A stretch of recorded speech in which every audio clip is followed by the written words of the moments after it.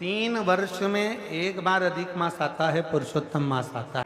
अधिक मास की पंचमी तिथि के दिन इसके घर में संपदा की कमी हो, पैसा आ ही नहीं रहा हो, सब दूर उलझ गया हो, बहुत टेंशन चल रहा हो, गन्ने का रस जानते हो, ईख का रस, गन्ने का रस तुलसी जी के क्यारे में हाथ में लेकर 7 बार अपना नाम और गोत्र बोलकर छोड़ दो, जिंदगी में 3 साल में तो करोड़पति बनकर बैठ जाओगे, कभी लक्ष्मी की कमी नहीं आ सकती। कि जिस अधिक मास में प्रयास करिएगा कि जितना बन सके अपनी जिंदगी में उतना शिव तत्व को प्राप्त करने का प्रयास करिए। महीने में जो अधिक मास आता है ये कोई साधारण नहीं है महाराज। महीने में उन दीप को भगवान के सामने प्रज्वलित कर 5 दिए इन तिथियों में, पंचमी, अष्टमी, एकादशी, प्रदोष, शिवरात्रि, अमावस्या और पूर्णिमा में अधिक मास, उसमें ये 7 तिथियों पर जो 5 दीप भगवान के सामने प्रज्वलित कर अपने दरवाजे के पास में बाहर की ओर रख देता है, उसके घर में कभी रोग, बीमारी और लक्ष्मी की कोई कमती नहीं होती, उसका जीवन सार्थक। जी का एक नाम है मनसा महादेव। जब संसार का व्यक्ति एक बेलपत्र लेकर, भले वो शंकर की चढ़ी हुई बेलपत्र क्यों ना हो, घर से लाई हुई बेलपत्र क्यों ना हो, जब कोई संसार का व्यक्ति एक बेलपत्र को भगवान शंकर के सामने लेकर जाता है और उस बेलपत्र को जब शिव जी को समर्पित करता है, तो उसके समर्पण करने के समय पर जितनी देर वो बेलपत्र को मंदिर में लेकर गया, मंदिर से शिवलिंग पर जितनी देर में वो समर्पित करता है, उतनी देर में उसके मन के अंदर जो बात चलती रहती है, भगवान शंकर उसके मन की बात को स्वीकार कर बेलपत्र चढ़ते से ही उसकी बात को स्वीकृत करके उसकी झोली भरना प्रारंभ कर देते हैं। उसको मनसा महादेव कहते हैं। भगवान के शिवलिंग में 3 जगह ऐसी है जहां पर पुष्प या इत्र, बेलपत्र, सुगंधित पदार्थ शंकर को समर्पित करा जाता है तो रोग से निवारण होता जाता है। 3 स्थान, सिर्फ 3 स्थान बताएगा। पहला स्थान अशोक सुंदरी और भगवान शंकर का जो शिवलिंग रखा है उसके बीच में जो अशोक सुंदरी और शंकर भगवान के शिवलिंग के बीच में एक जगह खाली पड़ी रहती है। अशोक सुंदरी का स्थान पूर्ण होगा, शिवलिंग होगा, उसके बीच में एक स्थान खाली होता है। उस स्थान पर अगर जिस समय पर भगवान शंकर के जिस अशोक सुंदरी और शिवलिंग के बीच में जो स्थान है वहां पर अगर इत्र लगाया जाए, दूसरे नंबर पर शिवलिंग के ऊपर से लेकर नीचे के मध्य भाग में, जहां मध्य भाग है ये शिवलिंग, ये नीचे का भाग और मध्य भाग में अगर इत्र लगाया जाए, और तीसरा भगवान शंकर का जो जल नीचे की ओर गिरता है, जहां जो पट्टी रहती है पानी नीचे आने की, उस पट्टी पर अगर इत्र लगाया जाए, ये 3 स्थान इत्र लगाने के होते हैं। अगर वहां लगाया जाए तो कैसा भी रोग हो आपकी जांच अच्छी ही आएगी, बेकार नहीं आ सकती। 3 स्थान, 3 अक्षत को इन 3 स्थान पर ही रखा जाता है। एक माता पार्वती जी का गोल स्थान, हस्तकमल स्थान, दूसरा जहां से पानी बहकर नीचे की ओर जा रहा है उसी विराम स्थल पर, और तीसरा शंकर भगवान के शिवलिंग पर। ये 3 स्थान 3 अक्षत से पूर्व। अधिक मास में क्या दान करते हैं? मास में किस चीज का दान किया जाता है? मालपुए का दान करते हैं। अरे बोलो तो जम के, कितने मालपुए करते हैं? 33 मालपुओं का दान होता है। 30 मालपुए तो 30 दिन के हो गए, और 3 जो मालपुए होते हैं उसके ऊपर जो 33वें 3 मालपुए जो होते हैं वो एक मालपुआ, 33 मालपुए में से 30 मालपुए 30 दिन के, और 31वां नंबर का जो मालपुआ होता है वो हमने अगर हमारी बेटी के घर का कोई अन्न पाया हो, हमने अगर अपनी बेटी के घर का कोई भाग ग्रहण कर लिया हो, हमने अपने अगर बेटी के बहन बेटी के घर का कोई चीज खा ली हो तो हमको दोष ना लगे। 32वें नंबर का जो मालपुआ होता है वो हमने अगर किसी संत, गुरु, ब्राह्मण, साधु, सन्यासी, तपस्वी, साधक, उपासक, किसी विप्रजन, किसी ब्राह्मण जन के घर का यदि हमने कुछ खा लिया हो तो उसका दोष ना लगे। ये 32वें नंबर का मालपुआ होता। और 33वें नंबर का जो मालपुआ होता है, हमने किसी के घर का सूतक या सावड़ का खा लिया हो। सूतक सावड़ से मतलब है किसी के यहाँ कोई समाप्त हो गया, कोई शांत हो गया, आपको स्मरण में नहीं है, मालूम नहीं है और आपने उसके घर का पानी पी लिया, उसके घर का भोजन ग्रहण कर लिया या उसके घर का कुछ खा लिया। हमने अगर कुछ खाया हो, कोई क्या शांत हो गए, कोई क्या समाप्त हो गए, और उसके घर का यदि हमने कुछ पा लिया, कुछ पानी पी लिया सूतक का, तो उसका दोष न लगे। और यदि सावड़ में, सावड़ से मतलब है कि घर में बच्चा हुआ, संतान हुई, बेटा बेटी हो गए, बच्चे हो गए, और उनके यहाँ सावड़ लगी हुई थी, इतने दिन का उनके यहाँ पर सावड़ था, उसके घर का यदि हमने अन्न खा लिया या पानी पी लिया या हमने कुछ ग्रहण कर लिया तो दोष ना लगे। इसलिए हमारे सनातन धर्म में 33 मालपुओं का वर्णन है, 30 दिन के तो वो और 3 वो। अब एक बात, शंकर के मंदिर में जाकर शिव जी को जल चढ़ाकर जब कोई चंदन की 3 लाइन भगवान शंकर के शिवलिंग पर खींचता है, शंकर उसका हाथ पकड़कर उसका भाग्य लिखना प्रारंभ कर देते हैं। शंकर के मंदिर में जाकर 1 लोटा जल चढ़ाना प्रारंभ करता है, 3 रेखाएं खींचना प्रारंभ करता है, चंदन लगाकर त्रिपुंड बनाना प्रारंभ करता है, बाबा उसके भी जीवन में सुख हाथ पकड़कर देना प्रारंभ कर देते। पंचमी के दिन एक पुष्प में थोड़ा इत्र लगाकर ले जाना और इत्र ले जाकर बाबा के उस पंखड़ियों को बाबा के ऊपर बिखेरना, श्रृंगार करना। इत्र भगवान शंकर उसके मन की कामना को पूर्ण जरूर। कभी जिंदगी में जब जब कहीं आपको लगता है कि मेरी उलझनें बढ़ रही हैं और उलझनें समाप्त नहीं हो रही हैं, या आपको लगता है कि मुझे बहुत आगे बढ़ना है पर मुझे ऐसा लगता है कि मैं जितने कदम चलता हूँ उसके बाद फिर वापस पीछे आकर खड़ा हो जाता हूँ, फिर पुनः पीछे आ जाता हूँ। अब एक बेलपत्र का आश्रय लीजिए, भले वो तुम्हारे पास में रोज अगर बेलपत्र ना मिले तो शिव जी की चढ़ी हुई बेलपत्र उठा लो, हाथ में उसको रखकर अपनी कामना कर कर बाबा से पंचाक्षर षडाक्षर मंत्र का स्मरण कर कर या श्री शिवाय नमस्तुभ्यम को जब कर बाबा को अपने मन का भाव कहकर उस बेलपत्र के माध्यम से भगवान शिव को अपने हृदय की बात, भगवान शंकर को अपने दिल की बात बाबा देव अधिदेव महादेव से कहो, समर्पण। 5 चीजें अधिक मास के महीने में शिव जी के लिए आप करिए। 3 वर्ष में 1 बार अधिक मास आता है, पुरुषोत्तम मास आता है। 5 चीजें धारण करो। इस 15 जून तक के अधिक मास में 5 चीजें अपने अंदर धारण करना है। पहले नंबर का, शिव जी को 1 लोटा जल सुबह से लेकर शाम तक के बीच में कभी भी चढ़ाना जरूर है। दूसरा, शंकर जी के मंदिर में या बेलपत्री के नीचे या तुलसी के क्यारे के पास में एक दीपक अवश्य लगाएं, चाहे सुबह लगाएं चाहे शाम को लगाएं, तुम्हारी मर्जी पड़े तब। दीपदान जरूर करो, जल जरूर चढ़ाओ। तीसरा, एक बेलपत्री को रख लें और उसी बेलपत्र को पहले दिन से लेकर 17 मई से लेकर अधिक मास के पहले दिन से लेकर अधिक मास के आखिरी दिन तक 15 जून तक एक ही बेलपत्र को एक कागज में या किताब में उसको रख लें, उसको रोज शिव जी को समर्पित करें। श्री शिवाय नमस्तुभ्यम बोलकर अपनी कामना करें, वापिस उठाकर उसको अपने किताब में रख लें, फिर कल वापिस समर्पित करें, फिर वापिस रख लें, फिर वापिस समर्पित करें।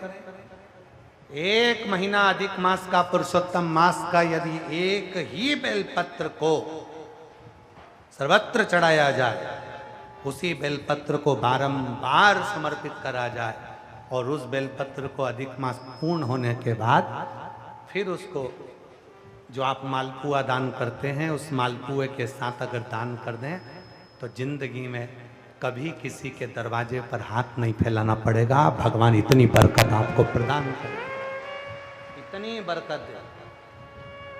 एक बेलपत्र, वही बेलपत्र पहले दिन से चालू होती है। किसी भी शिवलिंग पर, चाहे पार्थिव पर चढ़ा लो, आप चाहें तो अपने, हम गुरुजी हम वहां पर नहीं हैं, हम कथा में रहते हैं, हम कथा सुनने जाते हैं, तो हम कहाँ चढ़ाएं? एक कंकर उठाओ, पार्थिव पे चढ़ाओ, पेड़ के नीचे पार्थिव बनाया, उसी पे चढ़ा के रख ली, फिर उसी को बेलपत्र को, उसी बेलपत्र को बारंबार पूरे अधिक मास के महीने में 1 महीने तक उसी बेलपत्र को चढ़ाना है, उसी को रखना है। फिर आखिरी दिन जो अधिक मास पूर्ण होगा, उस दिन उस बेलपत्र को मालपुए पे रखकर शिव जी को चढ़ाकर लेके आना पहले, फिर मालपुए पे रखना और उसको रखकर फिर भगवान उस मालपुए को तुम दान। मालपुआ दान नहीं कर सकते तो तुम बतासे दान कर दो, पर मीठे के साथ उस बेलपत्र को दान किया जाता है। बतासा है, मिठाई है, कोई 33 कोई भी सामग्री 33 जो मीठी हो वो रखकर आप दे सकते। कभी किसी के दरवाजे पर कितनी भी मुसीबत आ जाए, कितना भी दुख आ जाए, कितनी भी तकलीफ आ जाए, कितना भी कष्ट आ जाए, कितना भी कष्ट आ जाए, आपको किसी के आगे हाथ नहीं फैलाना पड़ेंगे। लक्ष्मी की व्यवस्था स्वयं मेरा कुबेरेश्वर महादेव, मेरा महाकाल राजा, मेरा विश्वनाथ स्वयं एक बेल पर वही चलना। 5 चीजें करना है आपको। पहले नंबर पर जम के बोलो जल, दूसरे नंबर पर दीप, तीसरे नंबर पर बेलपत्र, चौथे नंबर पर भगवान शंकर के मंदिर में नंदी के दोनों सींगों के बीच में से शिव के शिवलिंग का दर्शन। नंदी के जो सींग है, उन सींग के मध्य में से भगवान शंकर का दर्शन। क्यों? इसलिए अगर पुरुषोत्तम मास में, अधिक मास में हम नंदी के दोनों सींगों के बीच में से शंकर के शिवलिंग का दर्शन कर लेते हैं, तो अपने अंतिम सांस तक शरीर के अंदर कोई बड़ी बीमारी कभी नहीं आती, कोई गंभीर बीमारी कभी नहीं, क्योंकि ज्येष्ठा का अधिक आया है। ज्येष्ठा का जो अधिक होता है, उसमें अगर सींग, दोनों सींगों के बीच में से शिव के शिवलिंग का दर्शन करिए, शरीर में कभी कोई बड़ी बीमारी, ऐसी बीमारी नहीं आएगी जिसका इलाज है ही नहीं। रोगी ने होकर, कष्ट भोग कर शरीर को नहीं त्याग, बहुत बड़ी बीमारी के साथ शरीर का त्याग नहीं करो। चौथा और 5वें नंबर पर भगवान शिव के मंदिर में, भगवान शंकर के मंदिर में या शिव कथा में या जहां हो वहां प्रदोष काल में, प्रदोष का समय, सूर्य डूबने का समय जब हो, उस समय पर 5 बार 7 बार या तो पंचाक्षर मंत्र नमः शिवाय, या षडाक्षर मंत्र ओम नमः शिवाय, या श्री शिवाय नमस्तुभ्यम का जप। 5 बहुत, ये 5 अधिक मास में शंकर की 5 चीजें धारण कर लो। उसमें सबसे ज्यादा जरूरी जो है जल, दीप, बेलपत्र, वही चढ़ाना, वही लेकर आना। कभी हाँ, यदि घर के बच्चे ज़्यादा बीमार रह रहे हैं, उनको सांस की प्रॉब्लम हो रही है, सर्दी खत्म नहीं हो रही, निमोनिया हो रहा है, बार बार उनको कफ जम रहा है, तकलीफ हो रही है, तो पीपल का छोटे से छोटा पत्ता लीजिए और एक बेलपत्री का पत्ता लेकर दोनों पत्र को अधिक मास की 7वीं के दिन शिव जी को समर्पित कर दिए। पिपलेश्वर महादेव का नाम लेकर उसको समर्पित करिए। उन दोनों को उठाकर लेकर आ जाओ। उन दोनों को जहां बच्चा रहता है उस घर में किसी भी स्थान पर उसको रख दीजिए। उसकी जो कफ जमना है, जो निमोनिया है, वो धीरे धीरे समाप्त होना प्रारंभ हो जाता है। 7वीं तिथि अधिक मास, इसके सिवाय नहीं होगा वो, अधिक मास के सिवा वो हो ही नहीं सकता, केवल अधिक मास। अधिक मास की 7वीं तिथि को पीपल का पत्ता, छोटा ही बेलपत्र का पत्ता समर्पित किया। नाम लेना है पिपलेश्वर महादेव। क्या नाम है? जम के बोलिए जरा, पिपलेश्वर महादेव।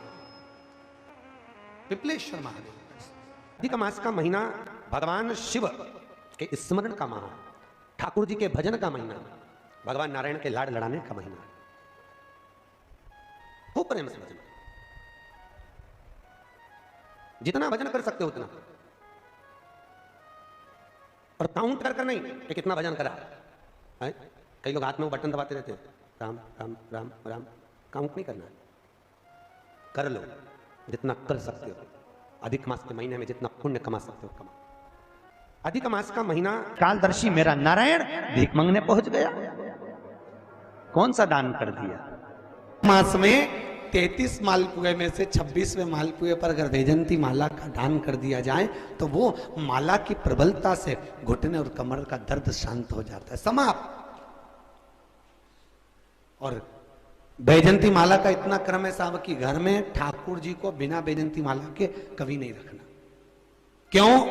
शास्त्र कहता है हमारे घर में अगर किसी ने टोना करा, हमारे घर में हाय लगी, नजर लगी, या हमारे घर में थोड़ी सी भी परेशानी आती है तो वैजंती माला में जो मन के होते हैं वो अपने आप फटना चालू हो जाते हैं, टूटना चालू हो जाते हैं अपने। और निवेदन करूंगा, अगर जिंदगी में थोड़ी सी तकलीफ है, दुख है, कष्ट है, परेशानी है, 5 कमलगट्टे, 5 बेलपत्र तांबे के लोटे में जल भरकर रख लीजिए।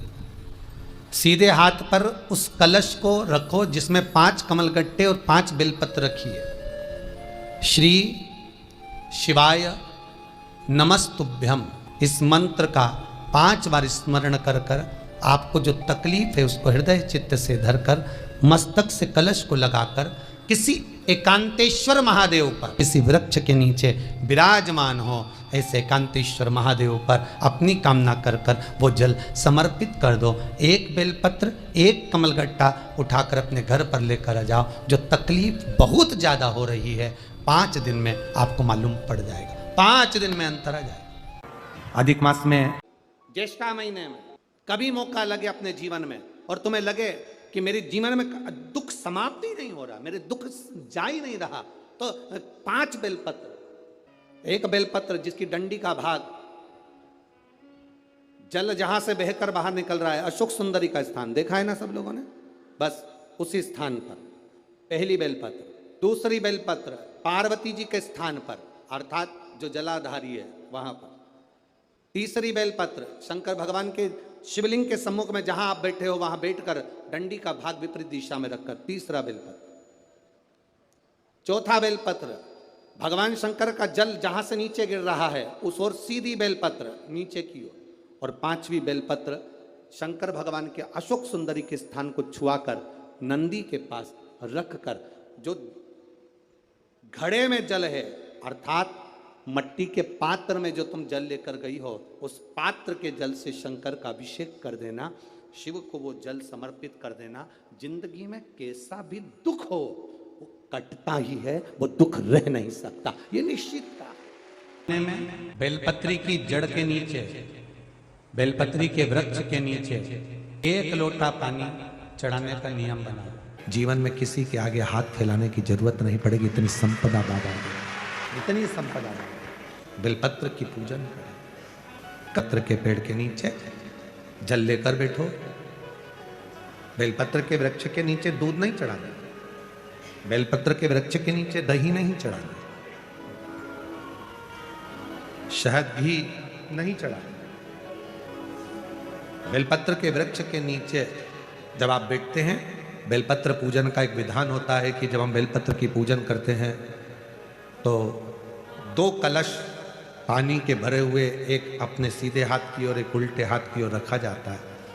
पूजन की थाली बीच में रखी जाती है। 2 बत्ती का, लंबी बत्ती का, 2 बत्ती लंबी घी की जलाई जाती है। लंबी बत्ती बेलपत्र के वृक्ष के नीचे 2 बत्ती लंबी जोड़ा बनाकर उसको जलाया जाता है। फिर दोनों हाथ में कलश में जल है, बेलपत्र के वृक्ष के नीचे दोनों हाथों का जल धीरे धीरे शिव जी का स्मरण कर कर, नारायण लक्ष्मी का स्मरण कर कर, माँ आदिशक्ति गौरा का स्मरण कर कर, रिद्धि सिद्धि गणेश का स्मरण कर कर उसको चढ़ाओ। प्रार्थना करो, विनय करो, मेरे जीवन में बहुत कष्ट है, उसको मिटाना है आपको। शिव आपसे प्रसन्न होते हैं, वैसे मेरी जिंदगी भी प्रसन्न करना है आपको। जल चढ़ाकर दोनों पात्रों का थोड़ा थोड़ा जल कलश में बचा लेना है, पूरा पात्र खाली नहीं करना है, दोनों को वापस रखना है। और थोड़ी सी हल्दी पीसी हुई शिव जी के उस बेलपत्र पर लगाएं, थोड़ा कुंकुम वो भी बेलपत्र पर लगाएं। 7 दाने अक्षत के, केवल 7 दाने अक्षत के बेलपत्र को छुआकर अपनी थाली में रख लें। घर पर जब जाएं तो वो 7 दाने अक्षत के और बेलपत्र के वृक्ष में जो चढ़ा हुआ थोड़ा सा जल बचाकर लाए हो, वो घर में छींट कर 7 दाने पूरे घर में डालना प्रारंभ करें। महीने में, 2 महीने में, 3 महीने में एक बार करिए। जीवन में किसी के आगे हाथ फैलाने की जरूरत नहीं पड़ेगी, इतनी संपदा बाबा की संपदा। बेलपत्र की महत्वता को लोग जानते नहीं है। एक प्रदोष की महत्वता, एक बेलपत्र की महत्वता। बहुत चिंता व्याप रही है, बहुत चिंता में ग्रसित हो। हल्दी का लेपन जलाधारी पर करिए। थोड़े दिन बाबा की जो जलाधारी है, इस जलाधारी पर हल्दी का थोड़ा सा लेपन करिए। हल्दी और हल्दी का लेपन कर कर जिस पात्र से शिवजी को जल चढ़ाओगी, उसी पात्र पर अपनी 3 उंगलियों का स्पर्श हल्दी का कर कर फिर बाबा को कुंदकेश्वर महादेव के नाम से जल चढ़ाना प्रारंभ करें। जो हल्दी का लेपन आपने जलाधारी पर करा है, उसी जलाधारी की 1 उंगली कलश पर लगाकर लेकर आओ। घर के अंदर जब प्रवेश करो या व्यापार में प्रवेश करो, तो जो कलश पर हल्दी लगाकर लाए हो, वही दरवाजे के ऊपर थोड़ी सी मात्रा में कुंदकेश्वर महादेव के नाम से लगाना प्रारंभ कर दो। कैसी भी चिंता हो, 7 से 8 दिन में वो चिंता समाप्त होगी ही हो, टेंशन खत्म होगा ही। कौन से महादेव का नाम लेना है? जम के बोलो जरा, आवाज आना चाहिए। कुंदकेश्वर महादेव। कई लोगों की आदत रहती है, पहले जल चढ़ाने से पहले शंकर भगवान के शिवलिंग पर अगर बेलपत्र रखी है तो उसको हटा देते हैं। शिव महापुराण की कथा कर रही है, अगर शिवलिंग के ऊपर बेलपत्र चढ़ी हुई है, चढ़े रहने दो। फूल हैं, आप उसको हटा सकते हो, मना नहीं है। शिवजी का अभिषेक करने से पहले, भगवान शंकर को जल चढ़ाने से पहले, जब आप घर में कोई अनुष्ठान कर रहे हो, शिवजी का अभिषेक कर रहे हो, शंकर भगवान का कोई साधना कर रहे हो, शिव अभिषेक कर रहे हो, तो सबसे पहले शिवलिंग पर एक बेलपत्र का होना जरूरी है, फिर जल चढ़ाओ। आपके पास, हमारे पास इतनी जो शास्त्रों में वर्णन किया गया, गंगा, यमुना, सरस्वती, कावेरी, मंदाकिनी, क्षिप्रा, नर्मदा आदि की जितनी भी पवित्र नदियां हैं, सरयू आदि की जितनी पवित्र नदियां हैं, इतनी नदियों का, इतने सरोवर का, इतने कुंड का जल हमारे पास नहीं है। हमारे पास इतना जल नहीं है। बिना प्रैक्टिकल के मत रहना। में लगे 15 दिन हो गए, घर में आवक नहीं है, परेशानी चल रही है। अपने ही घर में जो भी पौधा हो, उस पौधे की मिट्टी को थोड़ा सा उठाओ, पार्थिव शिवलिंग बनाओ, उस पर जल चढ़ाओ, पूजन करो, दीप लगाकर प्रार्थना कर कर उसी का थोड़ा सा जल अपने दरवाजे पर लगाओ और बाद में पार्थिव शिवलिंग को वहीं पर उसी गमले में ही विसर्जन कर दो। 15 दिन तक लगातार प्रदोष काल में कर देखिए, मेरा शिव ऐसी करुणा करेगा, 15 दिन के अंदर ही आपको खुशियां मालूम पड़ेंगी। बेलपत्री की मध्य पत्ती पर, बेलपत्री की बीच की पत्ती पर लगाया हुआ चंदन और पत्ती के 3 पत्तियों का जहां पर मिलन हुआ है, उस जगह पर लगाया हुआ शहद शिव को जब चढ़ाया जाता है तो वो भाग्य की बेकार रेखा को भी बदल देता है। वो साधारण नहीं है। किसी देवी मंदिर में दर्शन करने के लिए गए, उन्होंने हनुमान जी का सिंदूर लिया, तुम्हारे मस्तक पर लगा दिया। अब मस्तक पर आपने अगर सिंदूर लगाया है और हनुमान जी महाराज का या देवी जी का या भगवान का सिंदूर आपके मस्तक पर लग गया है, तो वो सिंदूर कम से कम, शास्त्र कहता है 2.5 घंटे तक आपके मस्तक पर रहना चाहिए। कितने घंटे तक रहना चाहिए? जम के बोलो जरा। 2.5 घंटे तक रहना चाहिए। कारण क्या है? भगवान के चरण का अगर कोई कुंकू या सिंदूर हमारे मस्तक पर लगाया गया है, वो 2.5 घंटे तक रहे। उसके बाद उस सिंदूर को किसी नैपकिन, कपड़ा या अन्य चीज से पोंछ देते हैं। पोंछने के बाद वो गलत जगह पर टंग जाता है, लोग उसका गलत हाथ का प्रयोग कर लेते हैं। वो जितनी जगह गलत जगह जाता है उतना दोष हमको लगते चले जाता है। इसलिए उस सिंदूर का क्रम है कि कोई पुष्प है, उस पुष्प से उस सिंदूर को लगा लिया जाता है, कोई पत्ती है उससे सिंदूर को लगा लिया जाता है, उस पुष्प को। फिर विसर्जन में, अगर विसर्जन में नहीं रख सकते तो अपने घर में जो गमला होता है जिसमें पौधा लगा होता है, उस पौधे में उसको डाल दिया जाता है, जिससे वो सिंदूर उसमें मिल जाए और हमारे घर में सदा रहे। पर हमने कोई टाविल, होटल में ठहरे तो होटल के टाविल से पोंछ दिया, कहीं ठहरे थे तो दीवार से पोंछ दिया, कहीं लगा दिया, उसका दोष है, उसका दोष। शिवलिंग पर जल चढ़ाती हो, वो जल जो बहकर नीचे की ओर जाता है, सामने राइट में गणेश, लेफ्ट में कार्तिक, बीच में एक मोटी सी लाइन होती है जहां से पानी बहकर जाता है। ये जो मोटी सी जो लाइन है, यह अशोक सुंदरी का स्थान है। जब बेटी दुखी होती है, तकलीफ में होती है, जब मेरी बहनें कोई कष्ट में होती है, शिव जी को जल चढ़ाकर यहाँ अपनी हथेली को रखकर उससे प्रार्थना करती है, मैं भी तेरी बहन हूँ, तू बाबा से बोलना कि मेरा दुख समाप्त कर दे।